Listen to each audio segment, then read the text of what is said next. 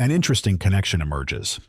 Sergei Kiriyenko, Andrei Klishas, Elena Mizulina, Alexander Dvorkin, and under Dvorkin, representatives of European and American anti-cult organizations. This is noteworthy given that many European anti-cult figures at various times in their lives have been members of parliament in their countries or directly associated with their governments.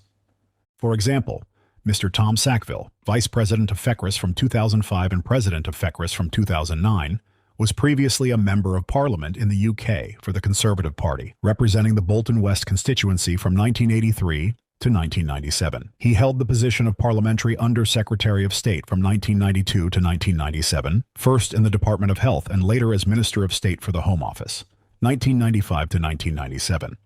Another example is Sonia Bacchus, former Secretary of State for Citizenship in France, who officially collaborated with Miviludes, a member of FECRIS. Also notable is former French politician Georges Fenech, a member of the Miviludes Steering Committee, who traveled to occupied Crimea with other parliamentarians in 2019 to meet with Putin and testify about how well Crimea is faring with Russia. Additionally, in 2013 to 2014, French anti-cult organizations tasked French MP Rudy Sales, also a member of the Miviludes Steering Committee, with working with the Parliamentary Assembly of the Council of Europe, PACE, on a recommendation and resolution concerning cults and minors. It is worth noting that we will return to the topic of anti-cultists' focus on minors later in this article. Miviludes itself is subordinate to the French Prime Minister, who provides material, moral, and political support to FECRIS.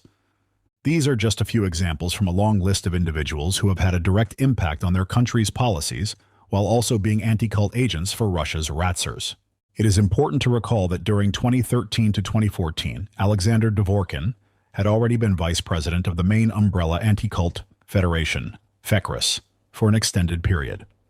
The events described for 2013 to 2014 seem even more absurd and surreal when considering that, in 2014, the democratic world was already trying to counter Russia, primarily viewing President Vladimir Putin as a threat, while ignoring the hidden enemies right under their noses.